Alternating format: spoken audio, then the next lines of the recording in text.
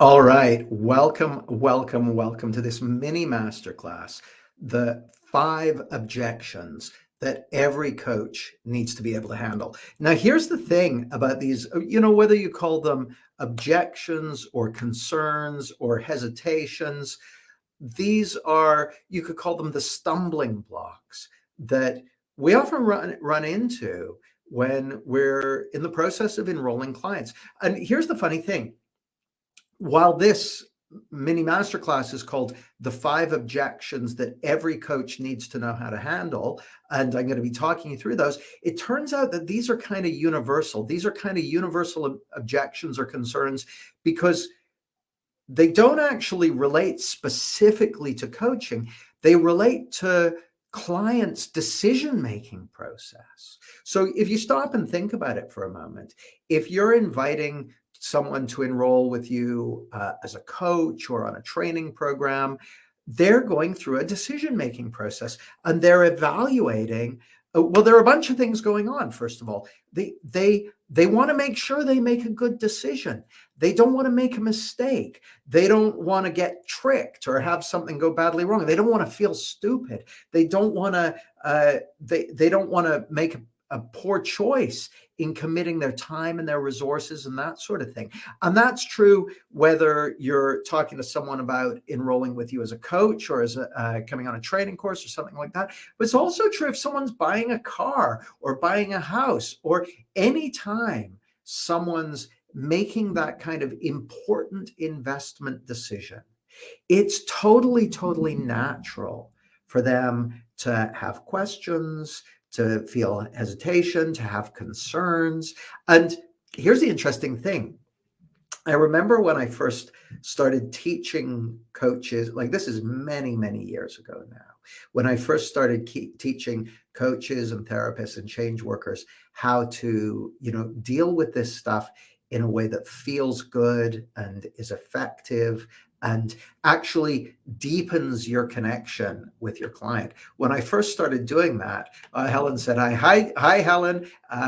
Great to see you with us. Say hi, guys. If it would be lovely to know who's here. It's always lovely to see who's involved. And I'd love to get any questions you have about this stuff as well. So like I was saying, when I was first starting to teach this kind of stuff to coaches and therapists and change workers, teaching them how to enroll clients and how to handle objections and concerns in a way that feels good. Hey, Erasmus, great to have you with us. What people would sometimes say to me, they'd say, oh, well, Jamie, I never get any objections. People just sign up with me. And if they have any concerns or questions, then they're not the right person for me. And I'm like, well, I Omar, when they would say that, I was like, well, I don't know. That just doesn't seem respectful of where your client's at. I mean, if your client had a limiting belief about their ability to accomplish something, would you say they're not a good client for you? Hey, Marcus, great to have you with us. Thanks for saying hi, guys. I'd love to know.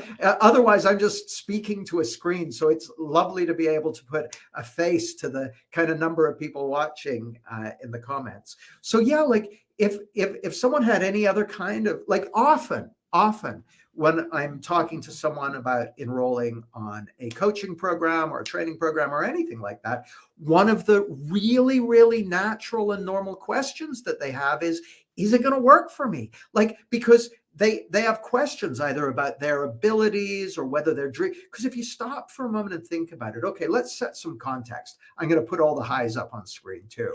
Hi, Sharon. Great to see you here. Hi, Steve. So here's the thing. Let's set some context. Let's assume the objections and concerns that people have, they get surfaced during an enrollment conversation or a signing up conversation. And so the context for that is, if you're enrolling a prospective client, they're present to something that they want. Like, if I was to ask you, what would you love to have happen? What do you want? Like, if I could wave a magic wand and you could have things however you want it to be in your life or in your business or in your relationships or in your finances or in your health or in just your level of well-being, if I could wave a magic wand and you could have everything the way you want it to be, how would you know that the magic wand had worked? So So those are the kind of questions I'm asking people just to kind of set the foundation in an enrollment conversation. So the context that, speaking to you as a coach, the context that you're having a conversation with someone in where they might have objections is a context where they're looking at creating some dream come true result, either solving some problem or achieving some result or making some change that really matters to them, or going through some transformation that means the world to them. Let me know. Like, if I asked you if I could wave a magic wand and you could have things however you want them to be in your work or your business, your personal life, your health, whatever it might be, whatever, like, you choose the context. How would you know the magic wand had worked? Type it into the chat. I'd love to see some of these, because here's the thing. That's the context. Like, speaking to you as a coach, that's the journey you're taking your prospective client on, right? You're coaching them to create a more beautiful life, a life that they love, a life where they're bringing their dreams to life, where they're realizing their potential, where they're doing the things they're here to do, and making the difference they're here to make. So that's why people hire coaches. That's why people come on training programs. It's to do that. And so in the context of that, people are going to have hesitations. They might be like, oh, what if I'm not able to do it? Or all that sort of stuff. So that's really natural, right? So by the way, if you've just joined us, the title of this session is The 5 Objections Every Coach Needs to Be Able to Handle. Whether you call them objections or concerns or whatever, here are the top 5 that I see people running into again and again and again. And here's the thing. Most coaches, their blood runs cold when they hear these things. But when I hear these things, my ears prick up. I get really excited, because what I know is that there's something very, very special about each of these things. And it's actually good news for you as a coach. It's not bad news, it's good news. So 99% of coaches, their blood runs cold when they hear these things. But actually, for the people who get it, it's incredibly powerful. So Rasmus Carlson says, I'd be able to uncover the real reason for the objections in a way that would serve the person. Well, that's exactly what I'm going to be talking about here, Rasmus. So you're in the right place. So that's exactly what we're going to be covering. So the 5 objections that I see coming up again and again and again are, and Steve's got one. Steve says, I'd have a business partner with the same mindset that could handle the admin. I get it. So here are the 5 ones that I see coming up again and again and again. Number 1, I can't afford it. Some flavor of I can't afford it, or I can't justify it, or something like that. If you get that one coming up when you speak to people, type afford into the comments. Or if you've ever said that, type afford into the comments. The second one is, and I'm going to go through each one of these, and I'm also going to give you the kind of mindset that you want to bring to working with clients and to handling this kind of stuff. So Henrietta's had the affordability objection. Lots of other people. We've got a whole bunch of Facebook user ones coming up. Sharon's had it. So Marcus has had it. So I'm gonna take you step by step through that. Helen, what she'd love to have happen, she says, I'd be taking action more readily, have a more steady flow of coaching clients, and feel really great about the difference I'm making them. Love it. So in the context of that dream, whether it's Helen or Rasmus or Steve, in the context of bringing that to life, it's natural that people have objections, concerns, obstacles, and your job as a coach is to help them overcome them. I'm going to take my scarf off. I'm warm enough now. So I can't afford it is number 1. I need to talk to my partner about it, or to my boss, or to my colleague, or to my friend. So people will say, it sounds great. I need to go talk to my partner, my colleague, my friend, my boss, my next door neighbor about it. If you've ever had that one, or you've ever had a client say that to you, or whether you've said that to someone, type partner into the comments. And here's the thing. This is really natural. See, here's the thing. If I'm having an enrollment conversation with someone, and they're about to spend, I'll tell you a story about a guy who's about to spend a high 5-figure sum to work with me one-on-one for a year. And he says to me, at the end of this, I make the proposal to him. I say, here's how to work. Here's what it costs, all that sort of stuff. He says, I need to go and talk to my partner about it. Now, here's the thing. I'm not going to try and convince him that he doesn't need to talk to his partner. Of course, he needs to talk to his partner. He's spending big 5-figure sum. Of course, he's going to want to discuss it with her. So what I'm going to be talking to you about isn't how you change their mind about that. I don't want him to not talk to his partner. I want him to be in the right place psychologically when he talks to his partner. So we'll talk about that. Third one. So, okay, lots of people have run into the partner one. It's a very, very common one. And the reason it's a very common one is it's totally natural. So speaking to you as a coach, these are things not only that will come up, you should expect them to come up. They're not a sign that something's going wrong. They're a good sign. It means that you're running into the very natural things that people run into when they're trying to make a really significant investment decision. So the third one, I've heard this a lot. How is this going to be different from all the other coaches I've had? Or how is this going to be different from all the other programs I've been on? Or how is this going to be different from all the other courses I've bought, or all the other mastermind groups I've been in?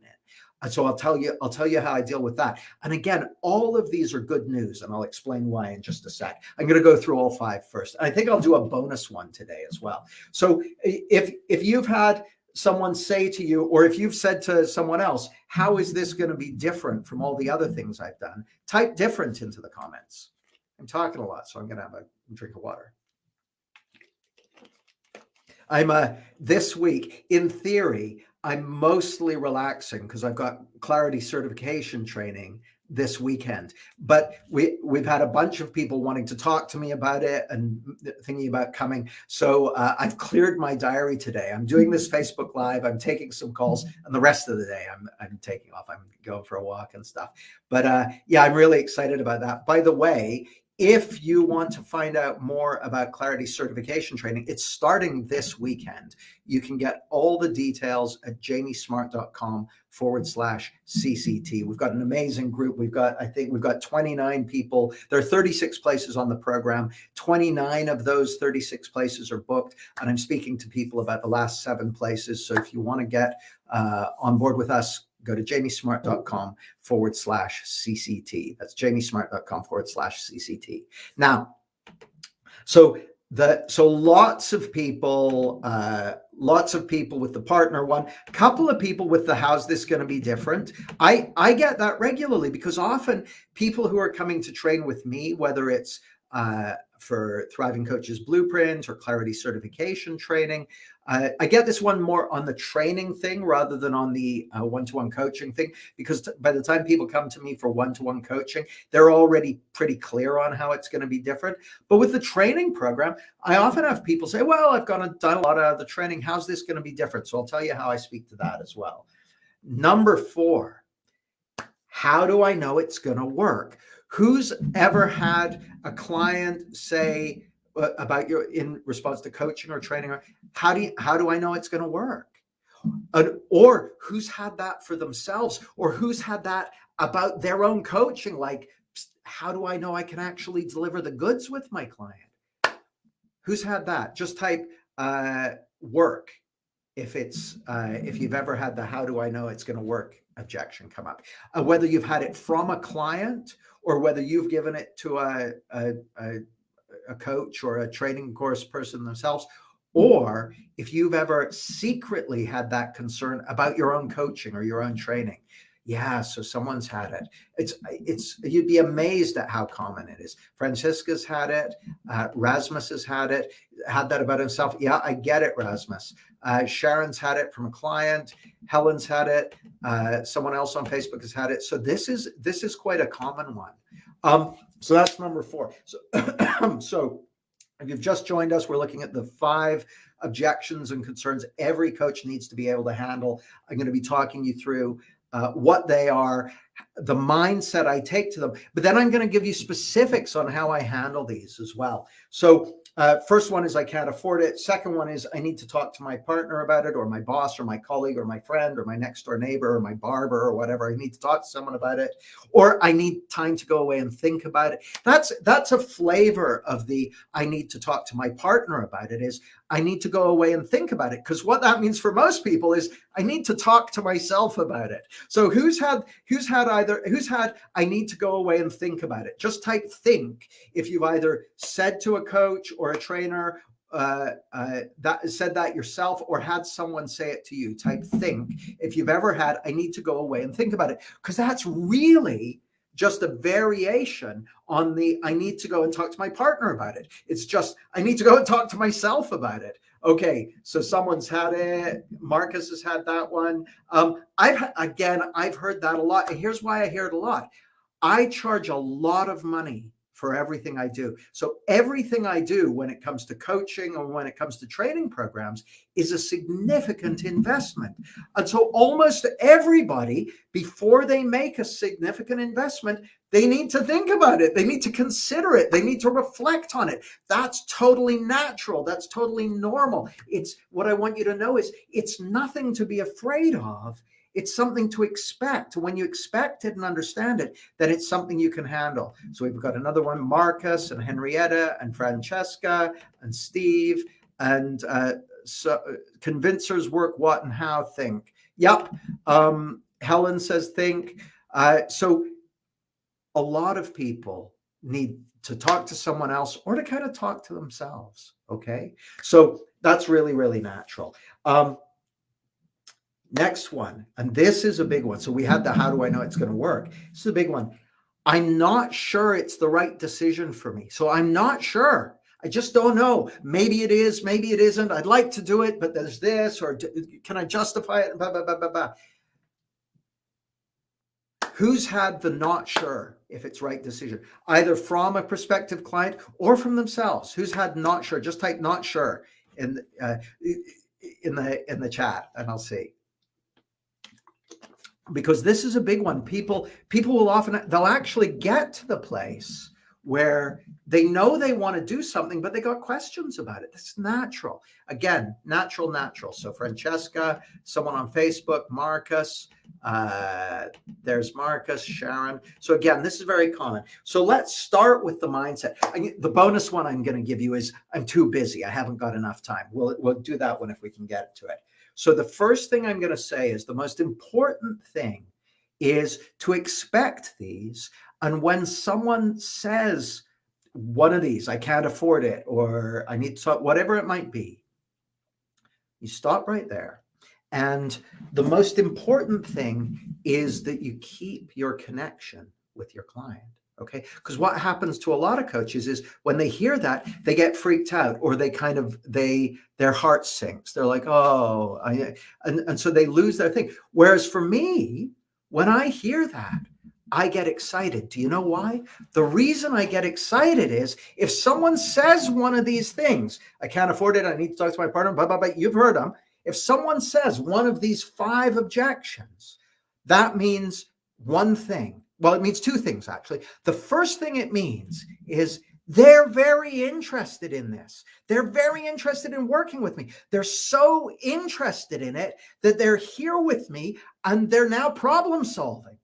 So that's a good thing. Now, I'm not just reframing it. I know that that's true because I know how I make decisions. I know how my friends make decisions. I know how you make decisions. We all do it the same way. If there's something we're interested in, we then try and figure out a way to do it. So they're trying to figure it out. So that's the first thing I know is if they come up with an objection or a concern, they're very, very interested. Second thing I know is that they've got some kind of limiting belief, some kind of obstacle that's getting in their way. But speaking to you as a coach, I love helping people with limiting beliefs, okay? That's what I do. I love getting curious and finding out about their world and getting what's going on. So it brings us back to the clarity calibration model, which is first thing you want to do when someone presents you with an objection, a concern, a hesitation, an obstacle, you need to calibrate. You need to get their world. You need to find out where they're at. But even more than important than finding out where they're at, you need to figure out where you're at, because your vibe is what they're going to pick up on in the coaching conversation. Just a sec, I need to turn down the heat here. That's not that wasn't a metaphor. I literally have a heater next to me. Rasmus said he gets the not sure both from clients and in myself with potential new coaches. Sure, understood. Helen says from myself, yeah. Francesca, decisions. Identify limiting and limited beliefs. Sure. These objections and concerns, they signal to you, A, the person is interested. They wouldn't be having this conversation with you if they weren't interested. And B, they've got some kind of obstacle, something that's holding them back. So when I hear someone's objections and concerns, it's a green light to me. I'm like, I'm delighted. Now, the important thing is in that moment, you want to keep your bearings. You want to keep your bearings and you want to establish connection with your client. Now, this is some of the stuff we do in clarity certification, just really making sure that when people throw curveballs at you and that sort of thing, you can keep your ground and you can keep your bearings and continue finding out about their world. You want to get their world. You want to find out what's going on for them. So if someone says to me, I can't afford it. Now, here's the thing. The reason I put I can't afford it first is it's very, very common in our society. And sometimes it's a real I can't afford it, but sometimes it's a not interested, or sometimes it's masking other things. So Rasmus talked about getting to the real objection. So if someone says to me, I can't afford it, first thing I'll always do, and feel free to borrow this, if someone says to me, I can't afford it, or, it's too much money, whatever it might be, like you can understand, our clarity certification training is 11,000 pounds, right? My one-to-one coaching CEO intensive starts at 50,000 pounds. So it's not unusual for me to hear I can't afford it, right? So if someone says to me, I can't afford it, first thing I'll ask is I say, okay, just to make sure we're on the same page, are you saying that if money wasn't an issue, you'd definitely be doing this like 100%? Or are there other factors? Now, if it's just a money thing, they'll say, yeah, totally. Okay. So Rasmus has asked, this is literally what I'm going to tell you. How do you tell the difference between a real objection and a masked don't want to, don't trust you? I'll speak about it in the money context first, and then I'll speak about it specifically around trust at the end. It's a great question, Rasmus. So with money, if someone says, oh, I can't afford it, I'll say, okay, just to make sure we're on the same page, are you saying that if money wasn't an issue, you'd definitely be doing this 100%, no doubt? Or are there other factors? Now, if it's just a money issue, they'll say, yeah, definitely. If it wasn't for the money, I'd be in. Like, they'll have no hesitation. They'll be totally congruent. However, if they're using it kind of as a polite way of saying no without digging into the real reasons, which people often do, when you ask that question, so just to make sure we're on the same page, are you saying that if it wasn't for the money, you'd definitely be joining us? No, 100%.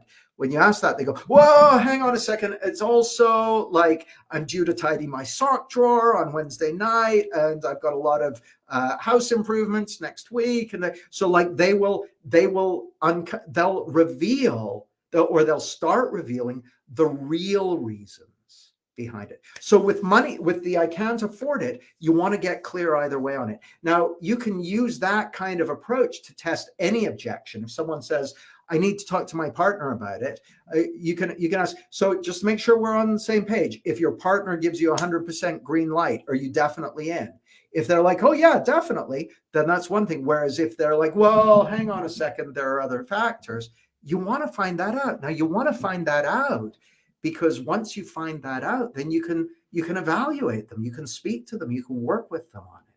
You need to find it out. So a big value for me in this is curiosity. See, speaking to you as a coach, you want to be curious. You want to find out about your client's world, and all these objections and concerns, they're just perceived limitations, right? So you want to find out what's going on. What's going on for this person? Oh, by the way, all of this is assuming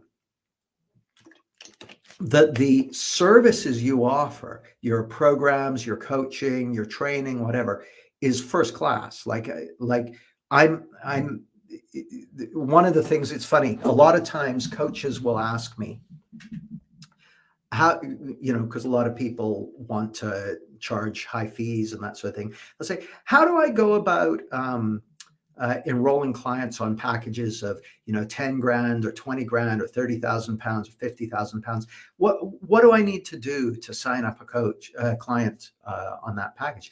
I'll say, well, it's really straightforward. You need to be able to look your client in the eye and communicate to them, I can deliver the goods. I can help you get what your heart desires. I can help you make your dreams come true. I can help you solve the problems you want to solve, get the results you want to get, make the changes you want to make, and go through the transformations you want to go through. I can deliver the goods. So you need to be able to communicate that to your client, I'll say. And the coach then says to me, well, I'm a really good coach. I can deliver the goods. How do I let the client know that I can deliver the goods? I said, oh, well, that's very straightforward too. Once you know you can deliver the goods, your client will know you can deliver the goods. Your client will pick up on it. Until you know you can deliver the goods, your client won't know that you can deliver the goods, because it's not about what you say. It's all about where you're coming from as you say it. See, you've probably heard me say before that the thing that gives me so much confidence as a coach is my absolute conviction that my client has the source of, resilience and realization and transformation already there within them. I rely on that in every coaching conversation. I rely on that in every coaching conversation and in every enrollment conversation. So when a client sits down with me, that confidence, they pick up on it. They pick up on my absolute certainty that they've got what it takes. So that's how you communicate it. That's how you communicate to your client. I can deliver the goods. I can help you get what you've come for. So I'm assuming all of that in this context when you're dealing with these objections and concerns. Well, let me tell you a story. I was speaking to a prospective client, and I told him, I told him my fee. And I think at the time, this was like 20 years ago, I think at the time my fee was $9.50 a day or something like that. I was charging by the day at the time. And he said, oh, that's a lot of money. And I said to him, he said, that's a lot of money. I can't afford it. I said, well, I know it's a significant investment. What are you comparing it to? And he said, oh, well, I'm not comparing it to anything. It's just a lot of money. And I said, well, with respect, you must be comparing it to something. Like, we were sitting in his large house on the edge of a golf course with a 3-car garage. It was a very opulent house. I said, compared to the price of a pint of beer, it's a lot of money. Compared to the price of this house, which, probably cost £1 million, it's not much money at all. So what are you comparing it to? He said, well, I guess if I'm being honest, I'm comparing it to my day rate. He said, I only charge £600 a day. He was the managing director of a software company. But that software company was turning over, 50, 60 million pounds a year. He said, I only charge myself out at £600 a day. I said, well, would you like to increase your rates? He said, yeah. I said, well, that'll be $9.50 a day. And he's like, he laughs. He says, okay, you're on. So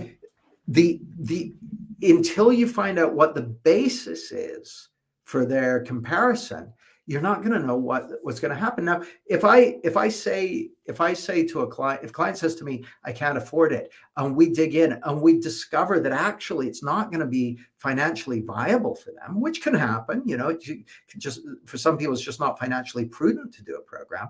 Well, then I don't want them to do the program. But if it is financially prudent and it's the right thing for them, then I'd love them to do the program. So I'll tell them that. That's the other thing in these conversations. I'll say to people, right when I get on to propose a package to a client, like, you may have heard me say my 5-question model for setting prices.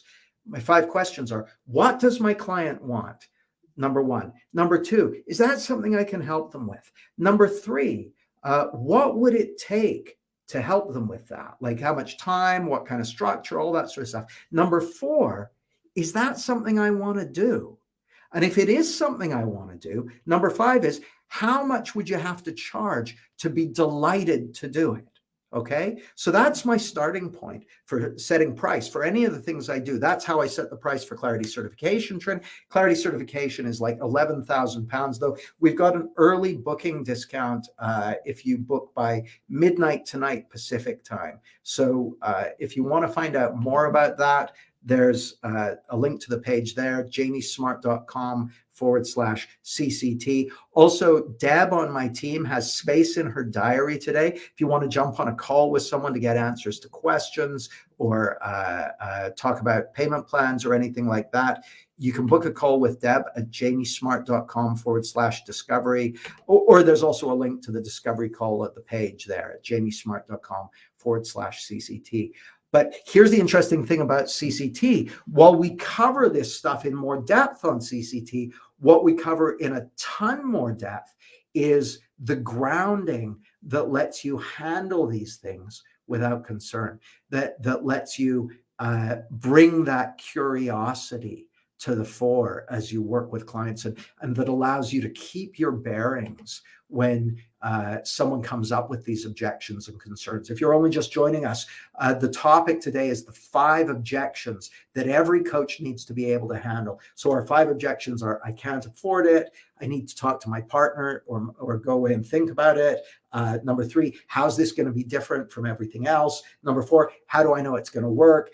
Number 5, I'm not sure it's the right decision. And if we've got time, I'll do a bonus objection, number 6, which is I'm too busy or I don't have the time. So it's so interesting. I can't afford it, which is the first one we've been doing. I read a book by Robert Kiyosaki many years ago called Rich Dad, Poor Dad. Type in Kiyosaki or Rich Dad into the comments if you've read that book. It was a real game changer for me, really changed my thinking around money. And the premise of the book is he had 2 dads. He had his natural dad, his genetic dad, but his best friend's dad was like a father to him as well. And Kiyosaki's dad Kiyosaki's dad, he called him his poor dad because he worked in, he was employed and was on a government pension and that sort of thing. Lots of people have read it. There's someone, Siri's read it. Hi, Siri. Rasmus has read it. Francesca has read it. Helen's read it. Great book. Anyway, so Kiyosaki's rich dad owned like supermarkets and all kinds of things, was an investor, and he had a completely different attitude to money than Kiyosaki's poor dad. And what his poor dad would say was, I can't afford it. That was what he would always hear whenever they were looking at investing in anything or buying anything. His poor dad would say, I can't afford it. His rich dad, faced with the same question, would say, how can you afford it? And the point that Kiyosaki made, which I thought was brilliant, he said, well, when we say I can't do something, it shuts down our creative process. We just go, okay, well, if I can't do it, I won't waste any more time on it. Well, that's why limiting beliefs are such an obstacle. The moment we go, how can I afford it? That immediately opens up the creative module in your mind and starts getting your creativity working on it. So every time you ask yourself, how can you afford it? You start looking for solutions. It's very, very powerful. So, sorry, my nose is itching. Just a second. I just need to blow it. I've got a little bit of a cold. Pardon me. Better than a sneeze, because I have a very high quality microphone here, and anyone who's listening on headphones will get their ears blown out if I don't hit the mute button in time. So I can't afford it is one of those really, tell you a quick story. One of our clarity coaches, Russell Davis, when I was first working with him and he was considering doing a program, he said, well, this was of his clients. He said that his clients couldn't afford to charge, to pay higher fees. And I was like, well, what do you do? And he said, well, I at the time he was primarily doing fertility work. He still does some of that, but he's now working more with leaders and business owners and that sort of thing. He said, well, they can't afford it. Well, that was his own limiting ideas about what he provided. I said, well, what do you provide for them? Like, why do they hire you? He said, well, they hire me because they want to have a child. They want to have a baby. I said, and what else have they tried? And he was charging like, I don't know, 80 pounds a session or something like that. And he was struggling to make a living, make a decent living. I said, what do they provide you? He said, they want to have a child. I said, what else have they tried? And he said, I said, have they tried in vitro fertilization? He said, oh yeah, they've all done in vitro fertilization. I said, how much have they spent on that? He said, anywhere from like 8,000 pounds to 20 or even 30 or 40,000 pounds. And suddenly it hit him. Oh, the value of what you're doing is so massive to these people. So he doubled his prices overnight, and now he works on a package model, and just his game has completely changed in regard to that. But I think it's so important to understand that affordability that's a limiting belief. Now I know that, pardon me again, I know that some people have genuine constraints on what they can earn and what they can spend, and that's fine. Like, you want to test that. But all too often when people say I can't afford it, it's actually not about what they can actually afford. It's to do with some made up construct in their head. So next one, I need to talk to my partner about it, or I need to go away and think about it. So let's take that. I need to talk to my partner about it. We had lots of people that had this one. So here's the thing. Well, I told you about one of my clients. So he was about to enroll with me, or wanted to enroll with me on a high 5-figure package. I won't say the exact number, but a high 5-figure package. And so we talked through what it was about, what I was going to do with him. I told him I would love to work with you. He outlined what he wanted to have happen in this guy's an entrepreneur, what he wanted to have happen in his business and his work and all that sort of stuff. And I'm like, man, I would love to work with you. I'd love to help you make that a reality. And he said, okay, I need to go away and talk to my wife about it. I was like, okay, now here's the thing. If someone says to me, I need to go away and talk to my wife about it, I'm not going to tell them not to do that. I want them to go and talk to their wife about it. It's a huge investment. It's totally appropriate that he goes away and talks to his wife about it. So I said that to him. I said, now here's the thing. Before you talk to your wife, before you talk to your partner, I want you to do something. He said, oh, what's that? I said, just take some time for yourself and just get clear for yourself on whether or not you're a hell yeah to this, whether or not you're 100% committed to this or not. I said, because if you're not 100% committed, you don't even need to talk to your wife. You can just say no. And if you are 100% committed, then your wife will pick up on that. See, the thing is, your partner doesn't know me. Your partner knows you. And so when you're asking for their input and that sort of thing, they're going to be looking to you and your level of conviction and your wisdom about this. So what I always say is, before you go and talk to your partner, just take some time to get clear for yourself. Is this the right thing for you or not? Because if it's not the right thing, then you don't need to talk to your partner about it. And if it is the right thing and you're clear on that and you know it in your heart, your partner will pick up on that. Well, and then I send people off to do it. And you would be amazed at how impactful that is. Because what you're doing is you're encouraging people to make their own decision first before talking to someone else and seeing what makes sense to them. It's very, very, very powerful.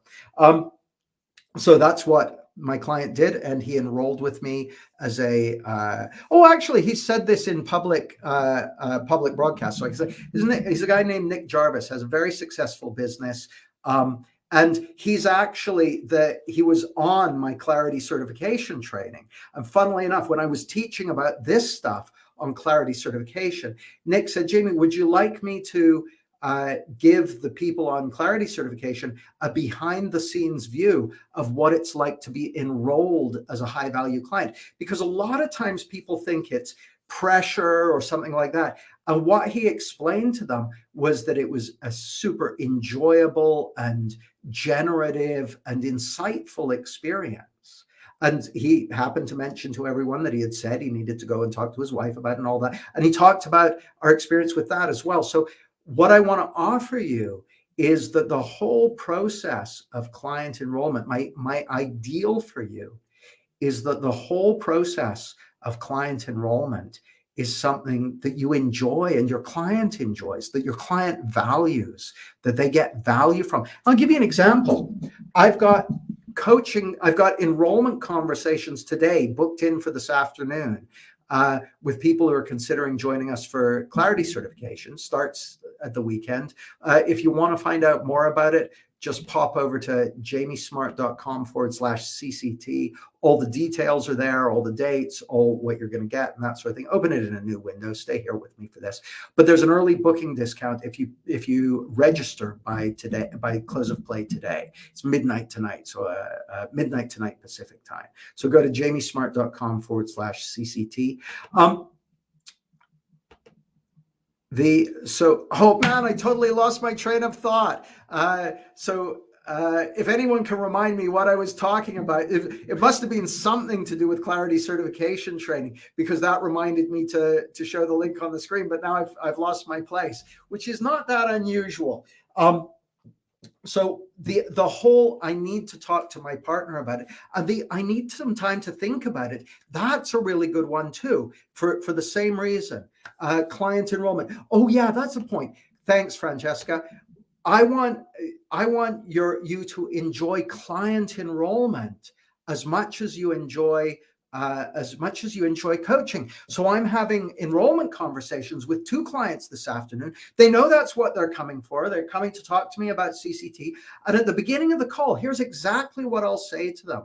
I'll say, here's my goal for this call. We've got half an hour, and what I want to do is just to help you get clarity on whether or not this program is a good fit for you.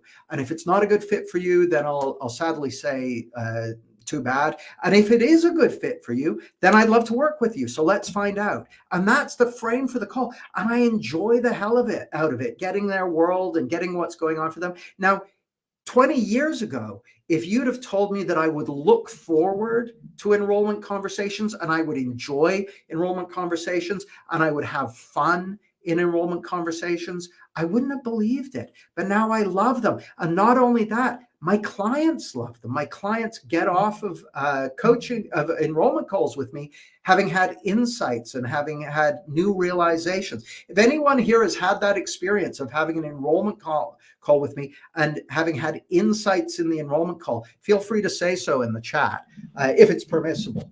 And I'll tell you something interesting, actually. This speaks to the 5th one. I'm not sure it's the right decision, but this is another thing I'll often have come up in enrollment calls.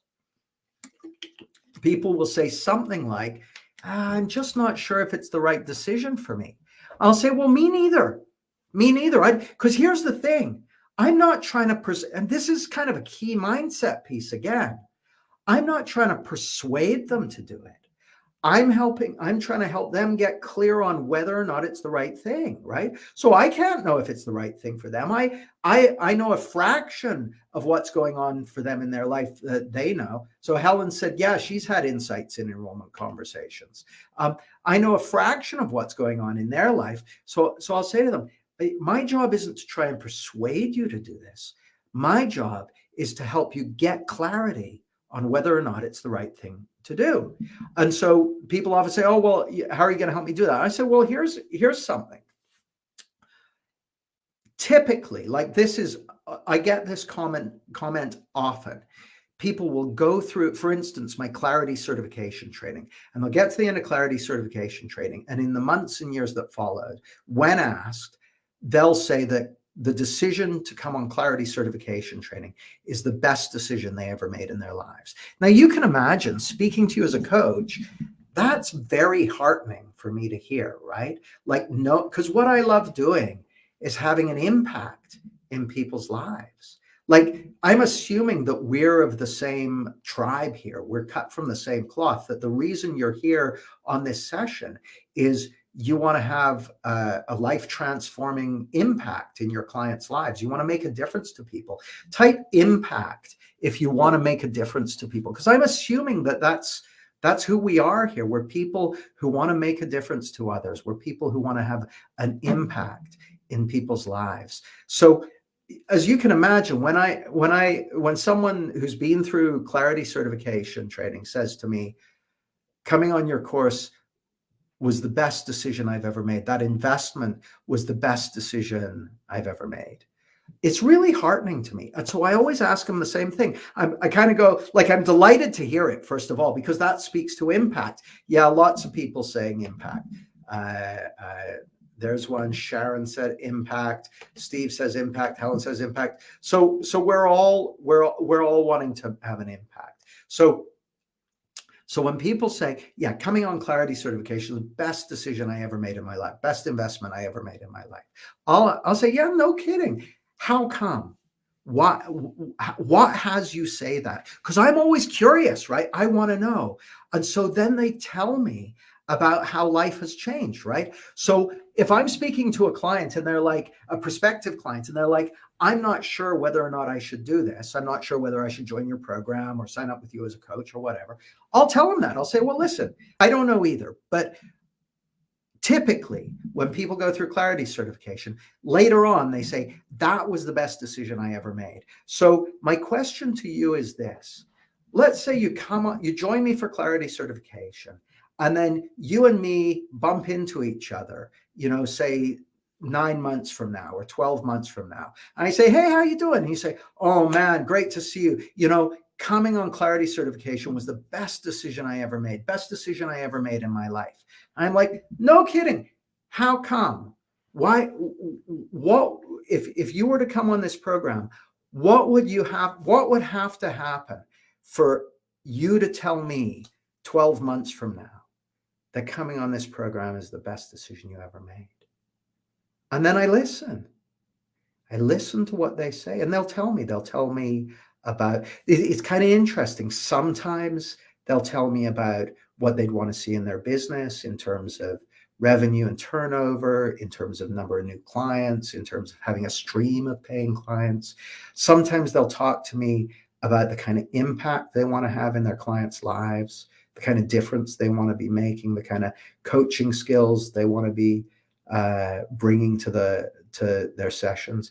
Sometimes they'll be talking about taking their understanding out into the world in a bigger way, writing books, going on podcasts, having an impact on children and young people, and they'll tell me about some area of their life where they want to make area of the world where they want to make a difference. So we've got people like Nick Bettini, who's taking this understanding into the world of music, or Marie Arimar, who's taking it into the world of children and parenting.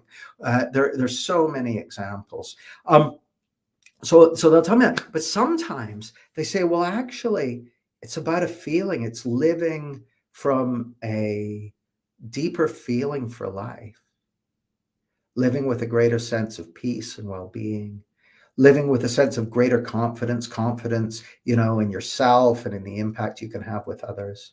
So when people tell me I'm not sure it's the right decision, I'll say, well, me neither. Let's find out. I'll tell you a funny story. I was, again, a client considering signing up with me for a high 5-figure sum, a large coaching package. And we're having our conversation. He said, well, I've got a concern. I said, what's that? Hit me. He said, well, my concern, we happened to be sitting next to the River Thames at the time. We were in a cafe next to the River Thames. He said, well, my concern is this. He said, I'm considering paying you a large 5-figure sum for a bottle of water. He was using a metaphor. He said, I'm about to pay you a large 5-figure sum for a bottle of water. And we're sitting here next to the river, and you're going and filling it up from the river before you give it to me. He said, so yeah, that's my concern, is you're selling water by the river. And I reflected on it. And remember so I didn't get rattled. I thought, wow, what a great question. I reflected on it. And then I had an insight. And I said to him, listen, that's the perfect metaphor for the transaction that you're considering doing. I couldn't think of a better metaphor for it, but I'm going to tweak it slightly. I said, we are sitting next to the river, and you are considering buying a bottle of water from me. And I have just filled that bottle up from the river. But if you work with me, see, here's the thing. I said, you're dying of thirst right now.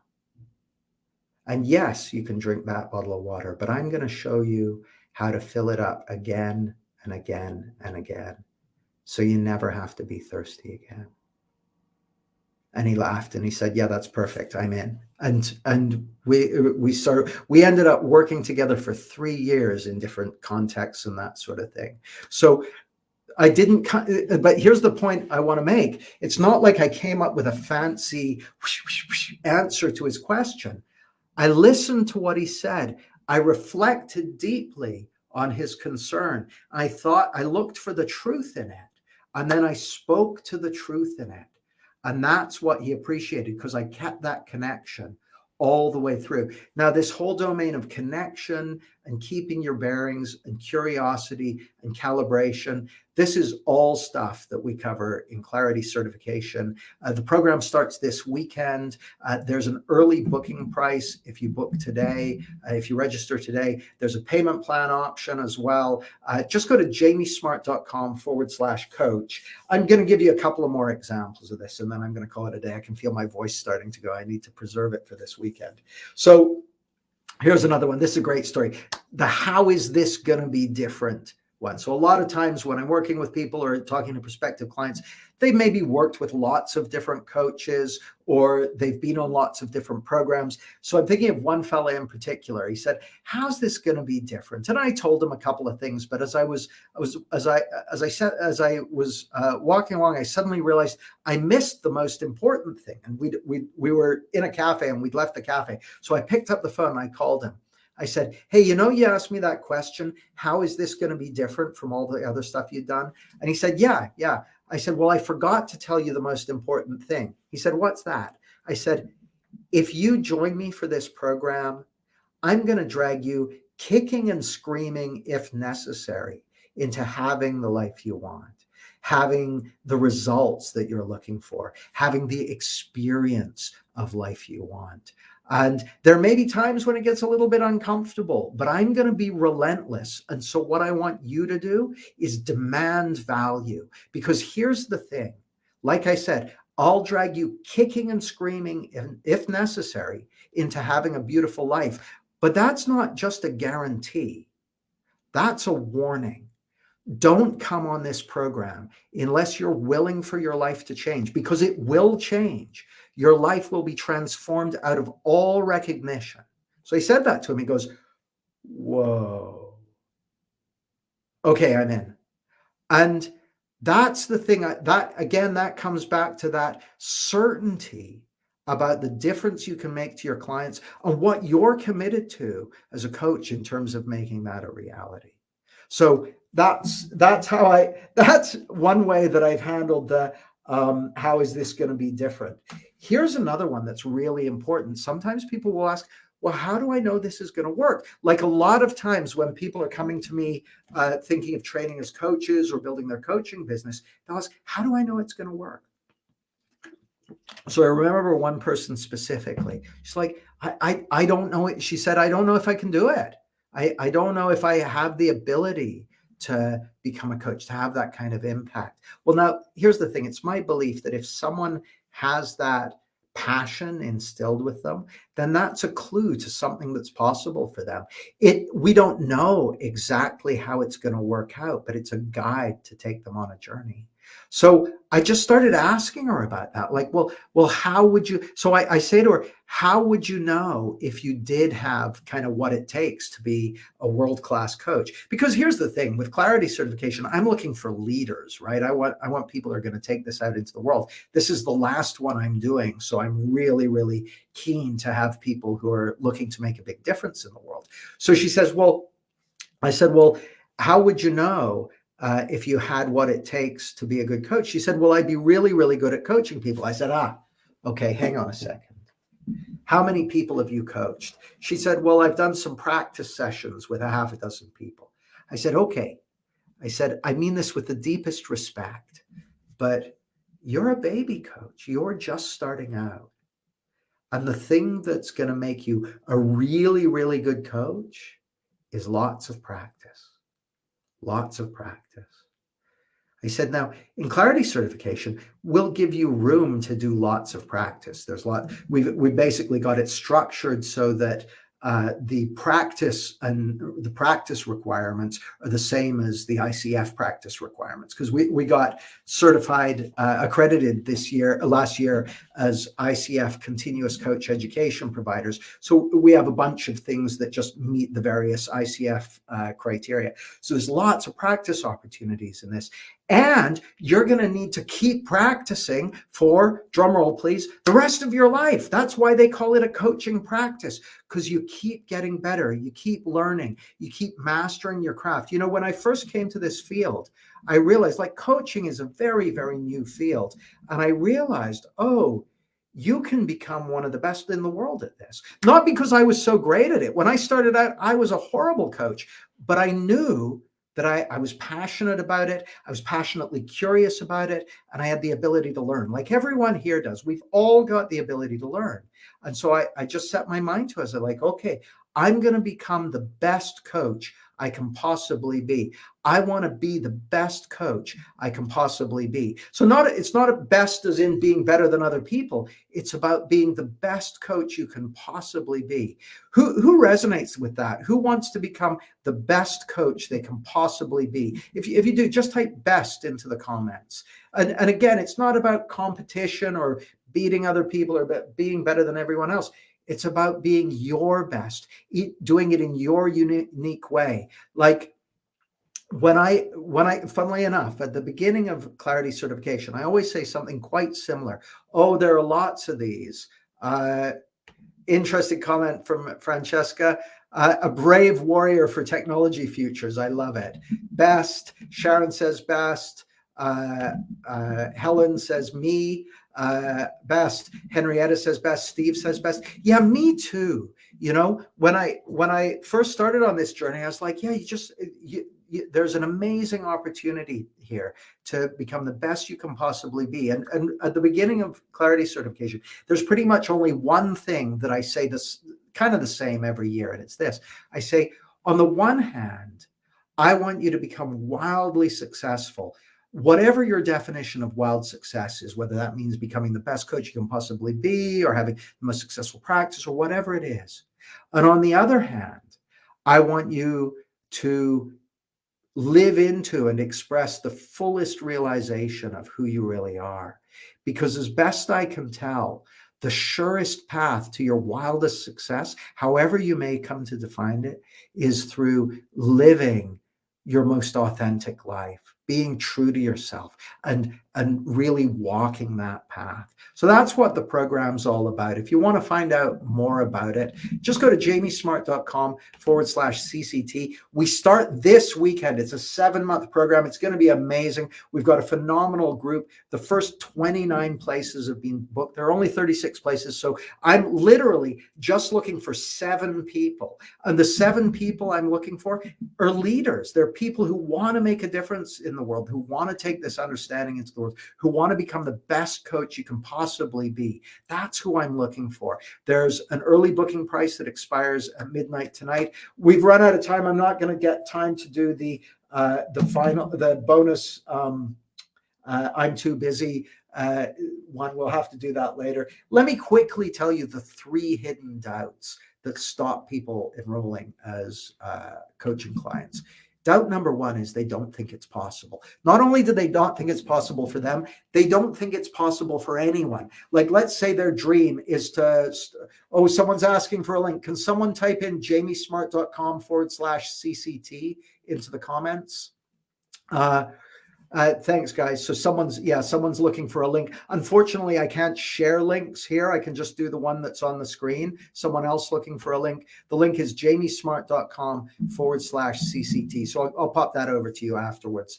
The first hidden doubt, the first hidden objection that people have is they've got a dream, but they don't think it's possible. They don't think it's possible for anyone. Oh, thanks to whoever shared that. I really appreciate it. Thank you very much. So there's the link.